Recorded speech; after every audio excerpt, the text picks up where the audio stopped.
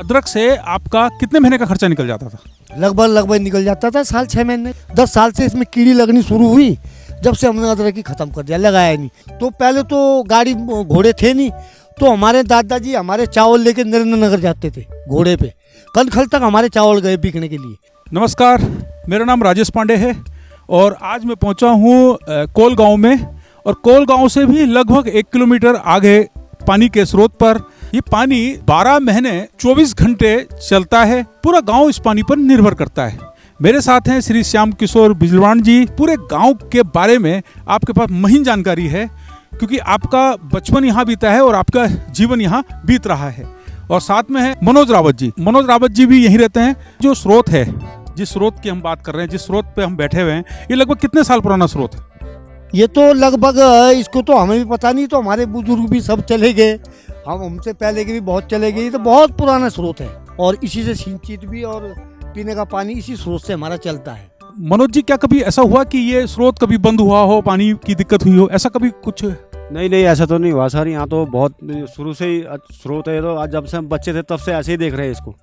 ये स्रोत, इसका पानी सर्दियों में गर्म रहता है, थोड़ा नहाने के लिए ठीक रहता है। गर्मियों में ठंडा पानी रहता है। पीने का पानी भी बहुत मीठा है इसका गर्मियों में। अच्छा, जब पानी की जो लाइन है वो आपके घर तक जो पहुंची है, वो कितने साल पुरानी लाइन है? वो तो लगभग अभी लगी 4-5 साल पहले। इधर ही आते थे, यहाँ पे बंटे लेके, घड़े लेके, बाल्टी लेके, यहीं पे सब बच्चे नहाते थे हम गाँव के। अच्छा बाबू जी, आप मुझे बता रहे हैं कि सुबह इसका पानी गर्म रहता है, वो क्या वजह रही होगी? क्या समझ में आता है ऐसा? इसका ऐसा है ना, जैसे सर्दी पड़ती है तो सर्दियों में ये पानी ऑटोमेटिकली तुम इससे नहाओ तो गर्म रहता है, और गर्मी में ठंडा रहता है। इस पानी की ऐसी ताकत है। इस धारे ने आपके गांव को कितना समृद्ध किया है? इसने तो बहुत कुछ समृद्ध किया। मतलब इतने हमारे जो परिवार खेती बाड़ी है सब सिंचित इसी से होती है, और पीने का पानी इसी से मिलता है। ये तो बहुत पुराना, क्या पता कितने साल पुराना स्रोत होगा ये। हमारे आसपास के और गाँव भी ये बहुत पुराना है, ये आज का गाँव नहीं है, बहुत पुराना गाँव बसा हुआ है यहाँ पे। कभी आपने सोचा ऐसा कि इस गांव का नाम कोल गांव क्यों रखा गया? इसके बारे में हमें पता नहीं है। ये तो हमारे बुजुर्गों को भी पता नहीं था कि क्यों रखा है इसका नाम। लेकिन कोल में ये समझ रहा है कि कोल इसलिए रखा होगा, एक तो यहाँ पे गर्मियों में गर्मी कम है और सर्दियों में सर्दी कम पड़ती है। यहाँ मतलब जो है मौसम जो है बिल्कुल बीच के लेवल का रहता है। ऐसा नहीं रहता ना गर्मी में ज़्यादा गर्म, ना सर्दियों में ज़्यादा ठंडा। तो मुझे लग रहा है कि कुछ इस हिसाब से भी रखा होगा। ठंड कम पड़ती है सर यहाँ? कम रहती है ठंड भी, मतलब इतनी ठंड नहीं होती है जितनी प्लेन्सों में होती है, जितनी मतलब कहीं पहाड़ों में होती है। यहाँ पे इतना ठंडा नहीं है और गर्मियों में भी इतना गर्म नहीं है। यहाँ का मौसम बहुत अच्छा है।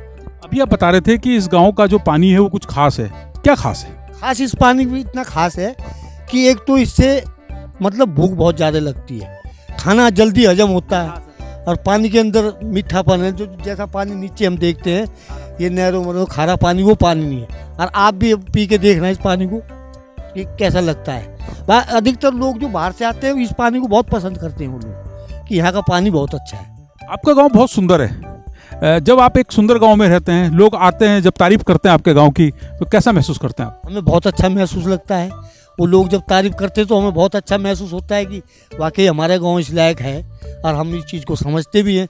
हमको भी यहाँ से, हम अगर दूसरी जगह जाते हैं तो हमको इतना अच्छा कहीं नहीं लगता यहाँ से, मतलब अलावा ये गांव में हमें जब कहीं से घूम के आते हैं तो यहाँ आके हमको बड़ा सुकून मिलता है। यहाँ पे वातावरण भी अच्छा है। प्रेम भाव, आपस में प्रेम भाव है गाँव वालों में। हम सब यहाँ कोई त्योहार है, शादी है, ब्याह संपन्न है, आपस में बड़े मिलजुल के बनाते हैं सर। अभी आप बात कर रहे थे अपने गांव की सबसे अच्छी फसल की, जो आपको सबसे प्रिय है, कि आपके गांव की खासियत ये है और आपके गांव में सबसे ज़्यादा होने वाली फसल ये है। कौन सी फसल है?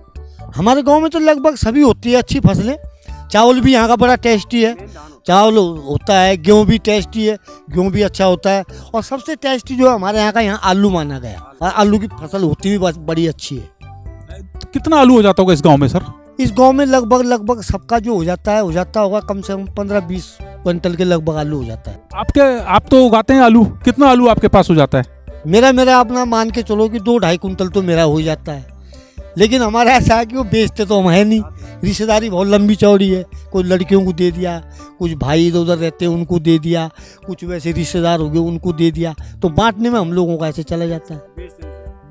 बेचते नहीं सर हम। कोई भी फसल नहीं बेचते? नहीं, हमें अपने लिए हो जाता है, सल खाओ लेने की जरूरत ही नहीं पड़ती है। रिश्तेदार भी हैं, मेहमान भी आते हैं तो वहाँ का आलू बहुत पसंद करते हैं।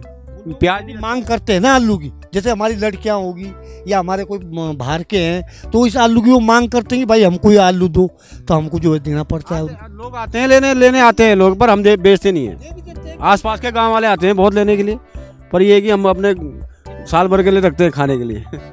अच्छा, क्या खास है उस आलू में? आलू में बस ये है कि उसके अंदर इतना टेस्ट है कि यहाँ की मिट्टी ऐसी है। एक तो हम उसमें जो है जो गोबर वगैरह डालते हैं, यूरिया है, डाई है, ये चीज़ हम कभी नहीं डालते। हमारा गोबर का खाद है और उसी से ही आलू होता है, इसलिए वो टेस्टी है। तो पहले तो गाड़ी घोड़े थे नहीं, तो हमारे दादाजी हमारे चावल लेके नरेंद्र नगर जाते थे घोड़े पे। कनखल तक हमारे चावल गए बिकने के लिए, क्योंकि पहले खाने वाले इतना परिवार नहीं था। बहुत पहले बेचा लोगों ने खेती, यहाँ ऐसी नहीं है। अब परिवार बढ़ गए ज़्यादा, फिर अब नुकसान भी ज़्यादा है, इसलिए लोग खेती की तरफ इतना ध्यान भी नहीं दे रहे। अब जैसे हम 60-62 साल के हो गए, अब हम तो अपनी लिमिट्स के अनुसार करते हैं जितना हम पे होता है। अब बच्चे नौकरी वाले हैं तो वो। आप अभी मुझे बता रहे हैं कि यहाँ से जो चावल है, धान, वो कनखल तक जाता था, हरिद्वार तक घोड़ों पर। क्या होता था उस समय कृषि में, क्या व्यवस्था थी उस समय कृषि की? उस समय व्यवस्था बहुत अच्छी थी, गोबर था, लोग बाग पशुपालन करते थे। जैसे हमारे घर में हमारे दादाजी और के टाइम पे तो कम से कम 15-15, 20-20 गायें हमारी जंगल की थी। घर में 2-2 भैंसें रखते थे, घोड़ा अपने घर में रहता था और कृषि से जुड़े हुए थे ज़्यादातर लोग, सारे कृषि वाले थे। नौकरी उस समय इतनी थी नहीं, तो उस समय परिवार में खाने वाले भी कम थे, तो उस समय जो है काफ़ी अनाज अच्छा होता था। तो हमारे यहाँ जो दादाजी, हमारे पिताजी, ये नरेंद्र नगर भी जाते थे लेकर के और कनखल भी जाते थे। कितना धान हो जाता था उस समय? करीब ये समझ लो कि ज़्यादा ही होता होगा, मन के हिसाब जानते 100-125 मन के करीब धान हो जाता था। हाँ, बहुत धान होता था उस समय। कृषि क्षेत्रफल कितना होगा उस समय? उस समय कृषि क्षेत्रफल तो इतना था लगभग, तो हमारे पे मान लीजिए 18 बीघे पानी की क्यारियाँ हैं अभी, लेकिन वो कुछ आधे से जो बंजर पड़ी है तो उधर वो हो रखी है। अब क्योंकि नुकसान है ना, अब उसको बोए तो वहाँ से कुछ हाथ लगता नहीं है, जंगली जानवर खा जाते हैं। जंगली जानवरों की समस्या तो पहले भी होती होगी? पहले नहीं थी, पहले इतनी नहीं थी ना। पहले ऐसा था कि ये जंगली जानवर जो है, जैसे बंदर हैं, तो ये बंदर वाले आते थे, पकड़ के ले जाते, तो बंदर डरते थे। अच्छा, उस समय मतलब जंगलों में ऐसा था कि हमारे जैसे 15-15, 20-20 गायें इनकी भी थी, रावत जी और की, सबकी थी। इनके सब गांव में इतने डंगर थे। तो जैसे जंगल में चले गए हम डंगरों को लेकर के, तो जो जानवर थे तो दूर से दूर भाग जाते थे। हम लोग जाते थे ना डंगर लेके, तो जानवर वहाँ से दूर भाग जाते थे, वो आते भी नहीं, नज़दीक आते ही नहीं थे।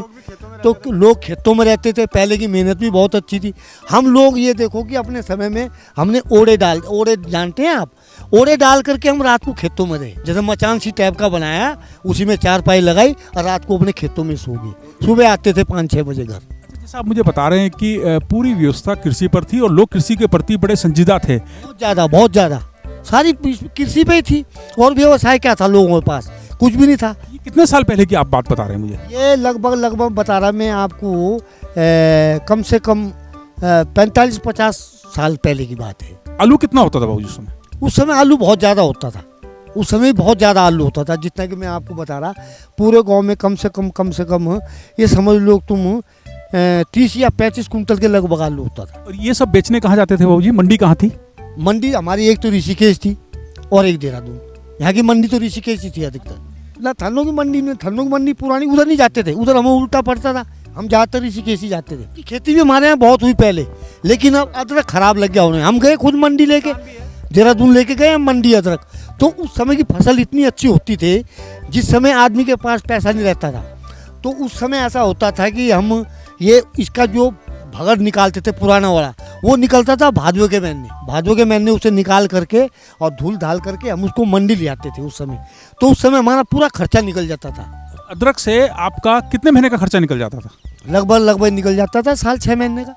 मतलब इतनी अदरक होती थी कि एक परिवार का अदरक का साल 6 महीने का खर्चा निकल जाता था।